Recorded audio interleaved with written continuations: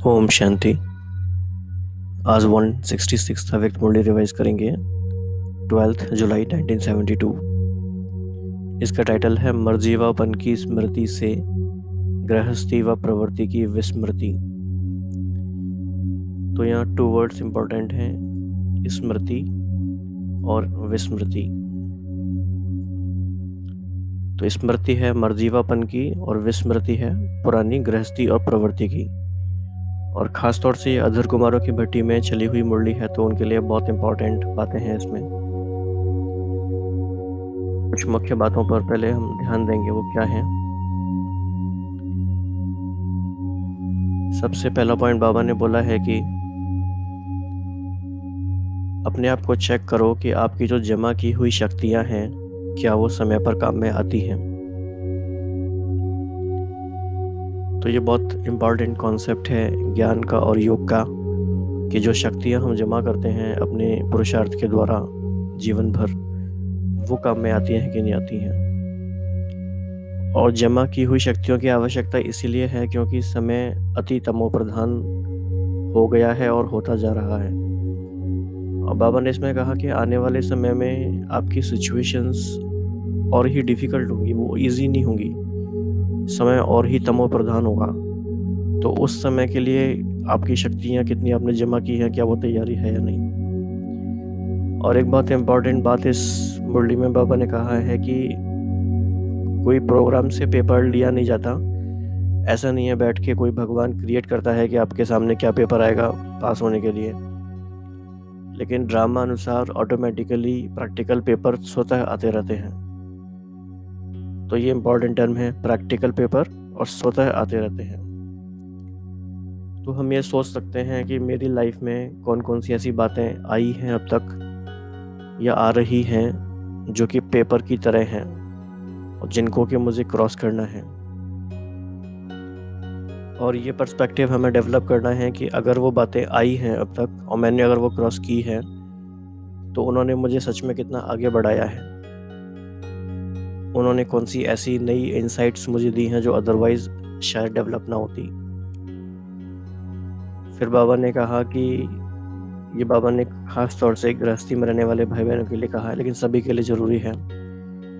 बाबा ने कहा कि पहले भाई बहन की स्मृति अगर दिलाई जाती थी कि आप सब एक बाप के बच्चे भाई बहन हैं, तो भी उसमें ये मार्जिन थी कि दृष्टिवृत्ति चंचल हो। तो उससे भी ऊंची स्टेज बाबा ने कहा भाई भाई की है। आप आत्माएं आपस में भाई बहन भी नहीं बल्कि भाई भाई हो। तो इस बारे में भी हमें थोड़ा गहराई से सोचना है कि बाबा ने हमें ये जो बात बताई है, इस बात को हमने कितना समझा है और कैसे समझा है। और एक और बहुत अच्छी बात बाबा ने बताई है, बहुत ही बढ़िया बात है ये। बाबा ने कहा कि अगर आपके बच्चे भी हैं या आपके बहुत निकट संबंध में आने वाली आत्माएं हैं जिनकी पालना के आप निमित्त बने हुए हैं, तो आपको क्या अपना पर्सपेक्टिव रखना है उनके लिए। बाबा ने कहा यह समझना है कि उन आत्माओं को भी ईश्वरीय सेवा के योग्य बनाकर सेवा में लगा देना है। ये बहुत बड़ी बात है कि भले ही कई बार ऐसा होता है कि बच्चे हमारे या हमारे भाई बहन ज्ञान में नहीं चलते हैं, तो हमें लगता है कि इनका पार्ट भी होना चाहिए था, लेकिन हम अगर वो डायरेक्टली नहीं भी चल पाते किसी कारण से, तो भी उनको हम योग्य बनाकर सेवा में किसी न किसी प्रकार से निमित्त बना के सहयोगी भी बना सकते हैं।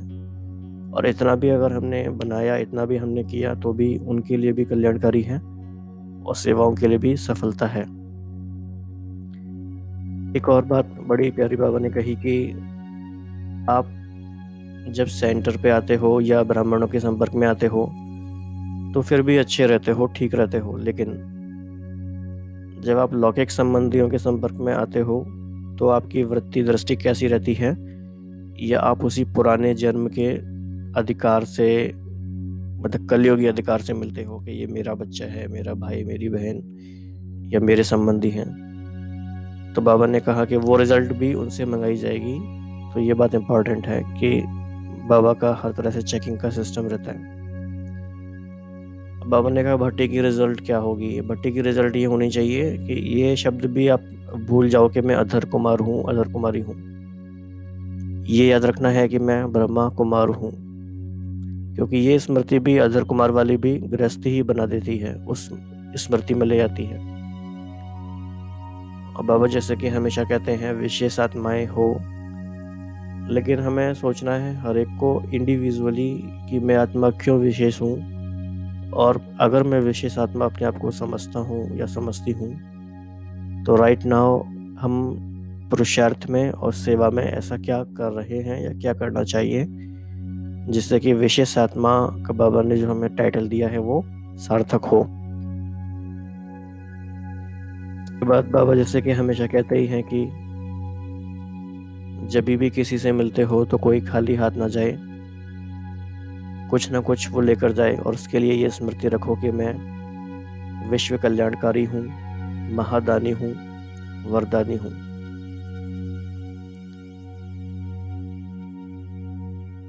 इस बॉडी में बाबा ने बहुत सारे प्रश्न पूछे हैं, वो सारे प्रश्न भी इम्पोर्टेंट हैं, उन पे भी हम ध्यान देंगे। बाबा ने पूछा है कि क्या अपने में परिवर्तन करने की शक्ति अनुभव करते हो?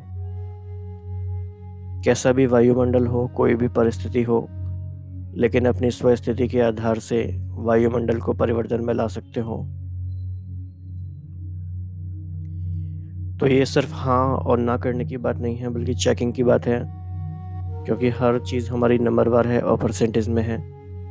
तो कितना परसेंटेज है, क्यों है, और कैसे वो इम्प्रूव हो सकता है, ये भी हमें इस पर ध्यान देना पड़ेगा। बाबा ने पूछा है कि वायुमंडल के प्रभाव में आने वाली आत्माएं हो या वायुमंडल को सत्व प्रधान बनाने वाली आत्माएं हो।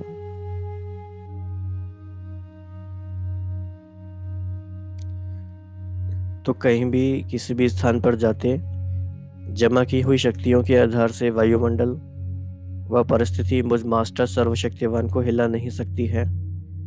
अपनी स्थिति को एक रस व अटल अचल बना सकते हैं व हाथ उठाएं।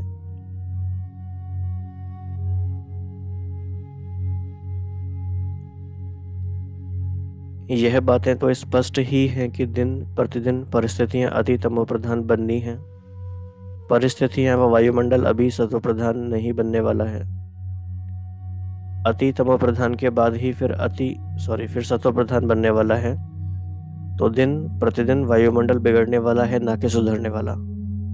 ये बात जाननी इसीलिए ज़रूरी है क्योंकि जैसे हम फ्यूचर को देखते हैं, विजन कर पाते हैं, उसी के अकॉर्डिंग हमारी प्रिपरेशन रहती है। तो हमारी तैयारी होनी चाहिए इस सिचुएशन के अकॉर्डिंग। बट अति तमो प्रधान तमोगुणी वायुमंडल में होते हुए भी अपनी स्थिति सदा सत्व प्रधान रहे, ये हमारा टारगेट है। चाहे प्रकृति द्वारा, चाहे लौकिक संबंध द्वारा, चाहे दैवी परिवार द्वारा कोई भी परीक्षा आवे व कोई भी परिस्थिति सामने आए, उसमें भी अपने आप को अचल अटल बना सकेंगे ना।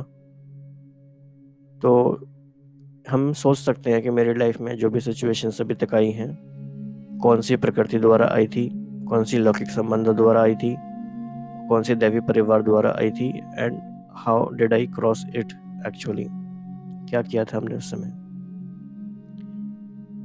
तो परीक्षाएं बहुत आनी हैं, पेपर तो होने ही हैं। जैसे जैसे फाइनल रिजल्ट का समय समीप आ रहा है, वैसे समय प्रति समय प्रैक्टिकल पेपर स्वतः ही होते रहते हैं। पेपर प्रोग्राम से नहीं लिया जाता, ऑटोमेटिकली ड्रामा अनुसार समय प्रति समय हर एक का प्रैक्टिकल पेपर होता रहता है।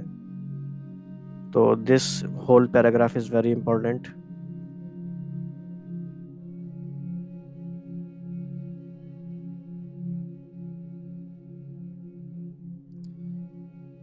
बाबा ने कहा जैसे देखो, पहले बहन भाई की स्मृति में स्थित किया गया, उसमें भी देखा गया कि बहन भाई की स्मृति में भी कुछ देह अभिमान में आ जाते हैं, इसलिए उससे भी ऊंची स्टेज भाई भाई की बताई।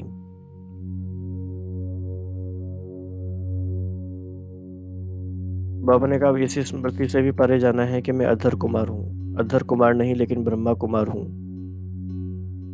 तो बाबा ने कहा कि अब मर्जीवा बन गए, तो मर्जीवा जीवन में अधर कुमार का संबंध है क्या?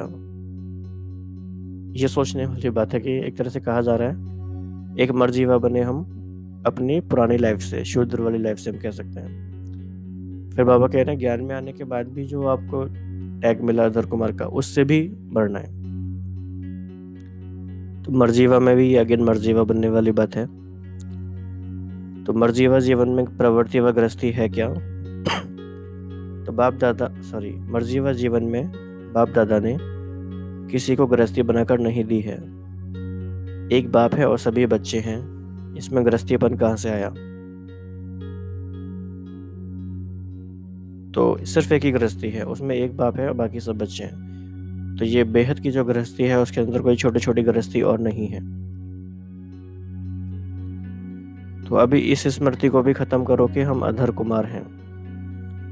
क्या समझना है?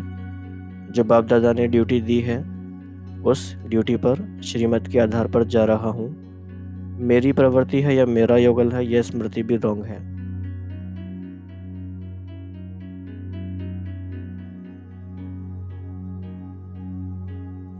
तो ट्रस्टी बन के क्या समझना है टोटल? यह ईश्वरीय आत्माएं हैं, ना कि मेरे बच्चे हैं। भले छोटे छोटे बच्चे हों, अब ये उनको ध्यान से सुनना है जिनका बच्चों के संग कनेक्शन भी आता है। तो भी क्या बाप दादा ने छोटे बच्चों की पालना नहीं की क्या? फिर यहाँ एग्जाम्पल दे रहे हैं, जैसे बाप दादा ने छोटे बच्चों की पालना करते हुए ईश्वरीय कार्य के निमित्त बना दिया, वैसे ही छोटे छोटे बच्चे व बड़े जिनों के प्रति भी बाप द्वारा निमित्त बने हो, उन आत्माओं के प्रति भी यह वृत्ति रहनी चाहिए कि इन आत्माओं को ईश्वरीय सेवा के योग्य बनाकर इसमें लगा देना है। So this statement is very very significant, और हमें सोचना है कि ऐसा हम कैसे करेंगे। और बहुत भाई बहन ऐसा करते भी हैं, बहुत अच्छे से करते हैं।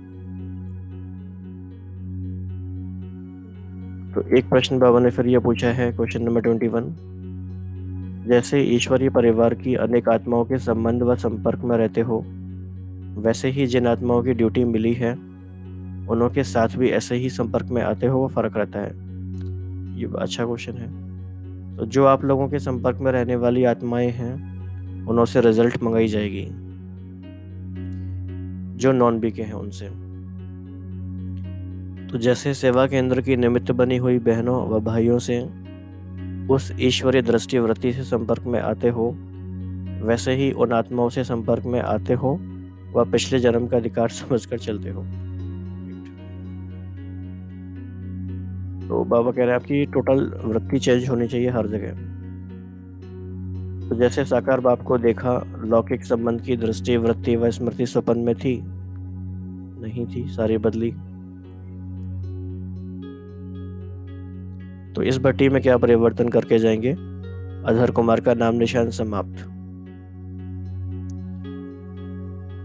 जैसे भट्टी में पड़ने से हर वस्तु का रूप परिवर्तन हो जाता है, वैसे इस भट्टी में मैं प्रवृत्ति मार्ग वाला हूँ, मैं अधर कुमार हूँ। इस स्मृति को भी समाप्त करके यह समझना कि मैं ब्रह्मा कुमार हूँ और इस निमित्त बनी हुई आत्माओं की सेवा करने के लिए ट्रस्टी हूँ। इस स्थिति को मजबूत करके जाना, यह है भट्टी का परिवर्तन।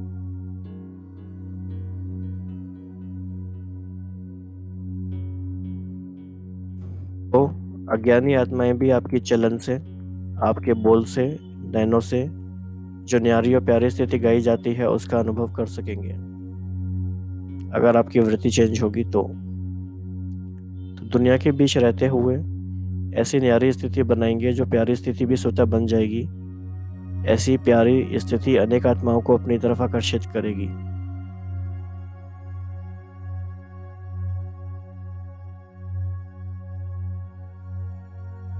तो बाबा कह रहे हैं कि ये सब देखना है, प्रैक्टिकल जीवन का इतना प्रभाव है जो कोई भी देखकर समझे कि यह कोई विशेष आत्माएं हैं। जैसे स्थूल ड्रेस को देखकर समझते हैं कि ये हम लोगों से कोई न्यारे हैं, वैसे ही सूरत व अव्यक्त मूर्त न्यारापन दिखावे तब प्रभाव निकलेगा। तो क्या ये रिजल्ट है हमारे चाल चलन से, सूरत से, मूरत से समझें कि हम कोई विशेष आत्माएं हैं?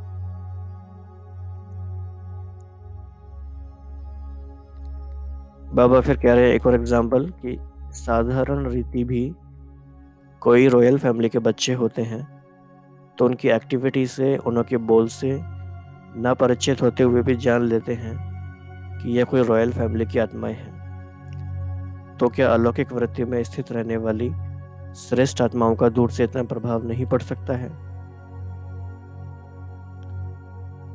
तो बाबा ने काफी इसमें अच्छी बात कही है कि ऐसे समझें कि भट्टी में इतने सभी अलौकिक शक्तिशाली मास्टर ज्ञान सूर्य जब चारों ओर जाएंगे तो सूर्य जैसे छिप नहीं सकता, वैसे मास्टर ज्ञान सूर्य का प्रकाश व प्रभाव चारों ओर फैलने से यहाँ तक भी प्रैक्टिकल सबूत आएगा। क्या सबूत आएगा? कम से कम आप द्वारा प्रभावित हुई आत्माएं हो, उनका समाचार तो आए, स्वयं न आए भले लेकिन समाचार तो आए कि ये सेवा हुई, काइंड ऑफ। तो हर एक एक तरफ जाकर प्रभाव डाले तो कितने समाचार पत्र आएंगे। तो फाइनली फिर बाबा ने कहा कि कोई भी आत्मा संबंध व संपर्क में आवे तो महादानी और महावरदानी इस स्मृति में रहते हुए कुछ न कुछ प्राप्ति जरूर करानी है। कोई भी आत्मा खाली हाथ नहीं जानी चाहिए। आप तो महादानी होना, उस दान को जो हमने उनको दिया वो संभाला या नहीं वो उनकी तकदीर हुई। आप तो महादानी बन अपना कर्तव्य करते रहो उसी कल्याणकारी वृत्ति और दृष्टि से कि मैं विश्व कल्याणकारी हूँ, महादानी हूँ, वरदानी हूँ। इसी पावरफुल वृत्ति में रहने से आत्माओं को परिवर्तन कर सकेंगे। तो अभी अपनी वृत्ति को पावरफुल बनाओ। ये काफ़ी अच्छी मुरली है, इंटरेस्टिंग मुरली है। मुख्य बातें हमने देखी कि जमा की हुई शक्तियाँ काम में आती हैं और समय आती तमो प्रधान बनने की तरफ जा रहा है, उसमें हमें कैसे रहना है, हमारी तैयारी क्या है। प्रैक्टिकल पेपर अचानक आते रहेंगे, आते रहते हैं, वो देखना है। और घर में रहते हुए सभी को भाई भाई की दृष्टि से देखते हुए हम जिनके निमित्त बने हुए हैं उन आत्माओं को ईश्वरीय सेवा के योग्य बनाना है। और उनके संग हमारा किस तरह का संबंध संपर्क है उसकी रिजल्ट बाबा कह रहे हैं मंगाई जाएगी।